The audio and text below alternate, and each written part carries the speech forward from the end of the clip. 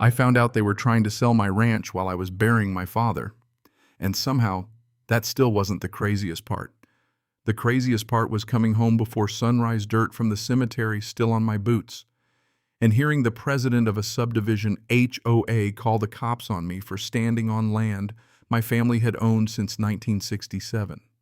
Nothing will rearrange your soul faster than grief, except maybe watching strangers put a price tag on your family's bloodline. My name is Jake Morrison, and I live on 47 acres of Colorado ranch land my grandfather carved out of raw dirt with his own hands. He built the barn, set the cedar posts, laid the gravel road, and raised cattle where other men saw nothing but wind and scrub. My father kept it going after him. Then life did what life does. It took my wife Sarah 2 years ago, left me with a hollow house and a 16-year-old daughter named Emma, who learned way too young that love and loss can live under the same roof. So by the time the Maplewood Heights subdivision went up next door, I had already buried more than enough. At first it was just noise, new roofs, contractors, the smell of fresh asphalt where open field used to be. Then came the HOA, which seemed to form faster than mildew in a damp basement. And at the center of it all was Karen Whitfield, the kind of woman who smiles with every tooth in her head while figuring out how to make your life harder. She talked about community standards and property values the way some people talk about God, with total certainty and zero humility. She started with my fence. Karen claimed my old cedar fence, the one my grandfather built before she'd probably even learned to ride a bike, was somehow encroaching on their precious common area. Then came complaints about cattle smell in July, then dust from my gravel road, then letters about visual inconsistency because my barn wasn't painted to match the color palette of a subdivision I never joined. Every month some new threat, some new fine, some new attempt to make me kneel to rules I never agreed to. I ignored most of it because that's what you do with bullies when you still believe common sense has a pulse. Then my father died in Montana. I left in a hurry, head spinning, heart half numb, thinking I'd be gone. The week funeral paperwork. The terrible quiet after all the casseroles disappear and the real grief sits down beside you. Emma stayed with her best friend's family, and my neighbor Bill Hendricks said he'd keep an eye on the cattle. Thursday night, Emma texted me, "Dad, come home. Something's wrong at the ranch." There are some messages that make your chest go cold before your brain catches up. I drove through the night drinking bad gas station coffee, chasing dawn across 2 states. When I finally turned onto my gravel road a little after 6 in the morning, the sun was barely touching the front range, and for 1 second, I thought maybe I'd imagined the worst of it. Then I saw the sign, a huge auction sign staked 2 feet inside my yard like a flag planted by an invading army. 2 men in press shirts were walking my fence line with clipboards and measuring gear, talking in low professional voices like they were already dividing up my life. I got out of the truck and just stood there for a second. Funeral suit still wrinkled in the back seat, hands shaking from grief and exhaustion and rage so sharp it almost steadied me. "What exactly are you doing on my property?" The taller man didn't even flinch. "Sir, this property is scheduled for public auction Saturday.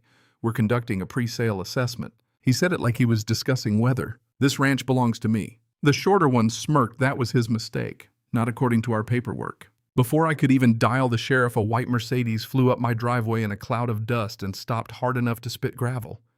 Karen stepped out in a tailored blazer, sunglasses on, looking like she'd shown up for a ribbon cutting instead of a theft. "Mr. Morrison," she said, "all sugar and poison, you're interfering with a lawful process." I was so tired I almost laughed.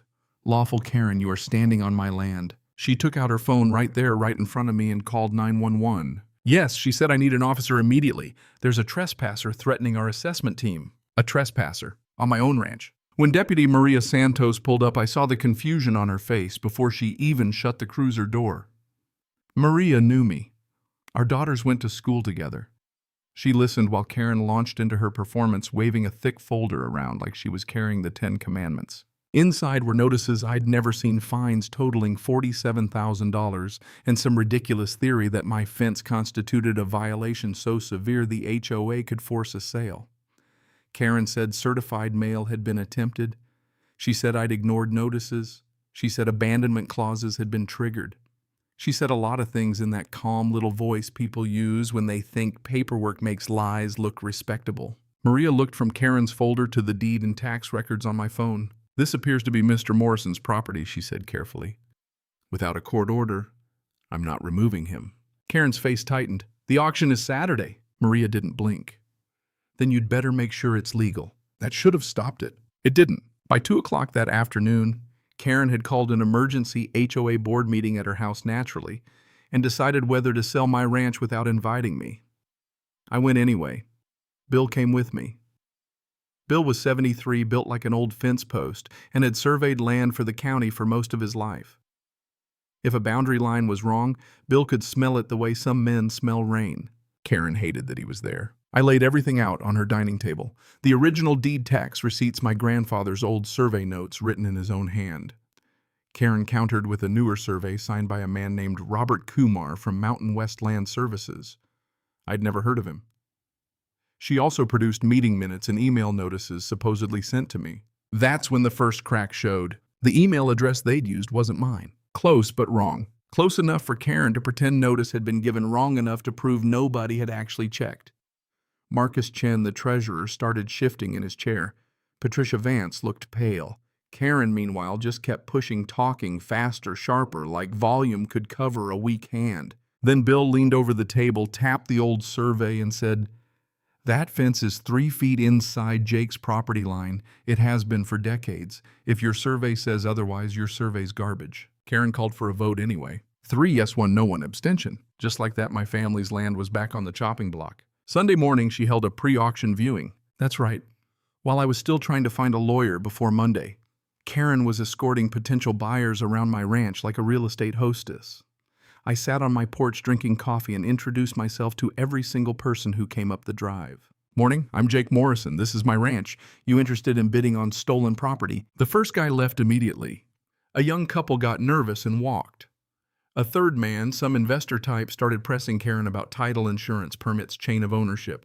She had answers for none of it. That was when Tommy Martinez walked over from across the road, camera in hand. Tommy was 23, restless, smart, always filming something. He'd been recording from his bedroom window since dawn. "Jake," he said, "people need to see this. I hate cameras. Always have. But there comes a point where silence starts helping the wrong person. So I told him to go ahead." By that night, the story was online, and the comments came flooding in. People furious. People shocked people, telling me not to back down.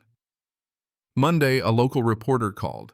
Monday night, my daughter Emma found the first real crack in Karen's whole little empire. No auction permit? Emma had been digging through county websites the way only a determined 16-year-old can, equal parts anger, caffeine, and pure stubbornness.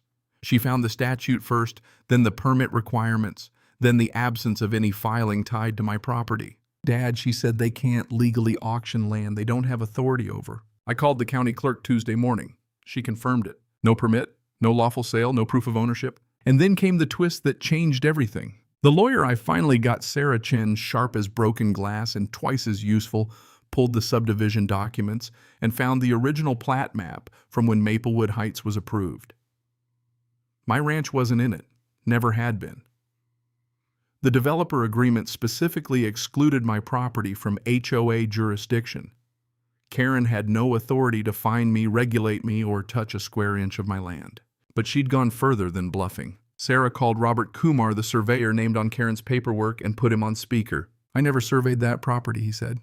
"And that is not my signature." The room went dead quiet. Bill looked at me. Sarah looked like she'd just smelled blood in the water. What Karen had built wasn't a legal dispute anymore, it was fraud. Plain, ugly, deliberate fraud with forged documents and a financial motive behind it. Sarah dug another inch deeper and found Karen's real estate company stood to make a massive commission if the forced sale went through. That was the moment the fear left me. Not all at once, but enough. Thursday night, my kitchen became headquarters. Sarah spread documents across the table. Bill brought his old county notes. Kumar agreed to testify. Emma organized timelines. Tommy coordinated with reporters. Then Jennifer Walsh, Karen's own secretary, who also worked for her, quietly reached out and turned everything upside down. She had emails, months of them. Emails about getting Morrison's land, about profit splits, about pushing the sale while I was out of state, about deleting records if things got messy. One line from Karen hit me hardest: "Legal is what we make it." That sentence told me everything I needed to know about who she really was. Saturday morning dawned cold and clear, frost shining silver across the pasture.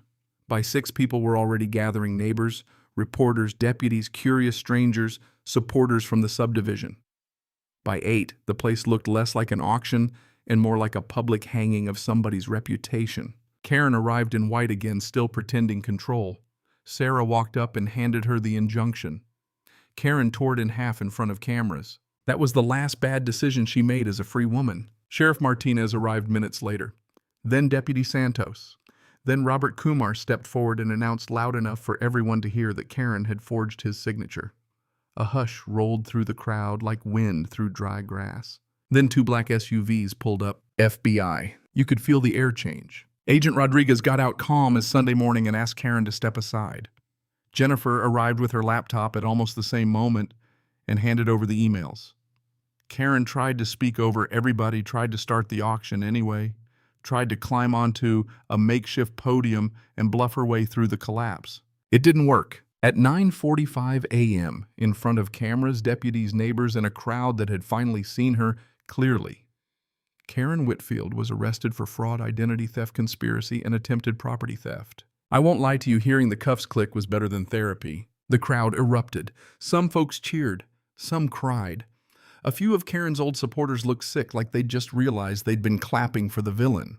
Dr. Stanton, who'd backed her, started trying to cooperate so fast it was almost comic. I just stood there for a second, breathing. The pasture smelled like frost and cattle and cedar, the same smell I knew as a boy, the same smell my father carried on his jacket, the same smell that told me in a way no court ever could that home was still home. Then I walked to that auction sign. Sheriff, I said, "Can I remove this from my property now?" He gave me the smallest smile. "It's your land, Mr. Morrison." So I yanked it out of the ground and snapped it over my knee. The crack echoed across the yard, and I swear it felt like something breaking loose inside me too. Not just anger, but the helplessness of the whole damn week. Later, after the cameras moved in and people wanted statements, I said the only true thing I knew. This land belonged to my grandfather, then my father, and now me. And the lesson in all this isn't just that paperwork matters. It's that power without honesty turns rotten fast. Some people think authority means they get to rewrite reality. It doesn't. It just means the fall is louder when the truth finally shows up. That's what hit me hardest in the end. Not that Karen was greedy. Greed is common. It was how easily she mistook confidence for legitimacy. How quickly people will follow a badge, a title, a stack of stamped paper, even when the thing underneath it stinks. My father used to say a fence doesn't just mark property, it marks responsibility. You protect what's yours and you respect what isn't. Simple, clean, the kind of truth people complicate when money gets involved. Karen went to prison. The board collapsed. The HOA got rebuilt under new leadership. And me, I stayed right where I belonged. These days, I still sit on my porch at sunset and watch the light turn the mountains purple and gold. Emma talks about inheriting the ranch someday. Bill still complains about modern surveyors. The fence still stands exactly where my grandfather put it. Funny thing is, after all, that noise piece sounds even sweeter. And I'll admit it, every now and then I look toward that subdivision entrance and smile because karma doesn't always arrive with thunder. Sometimes it shows up in handcuffs at 9:45 on a cold Saturday morning. So let me ask you this. When somebody hides behind rules, titles, and fake authority to take what isn't theirs, where's the line between justice and payback? And if this had happened to your family's land, your father's, your grandfather's, your child's future, how far would you have gone to stop it? Drop your take in the comments. Who was right? Who was wrong? And have you ever dealt with power being used like a weapon instead of a responsibility?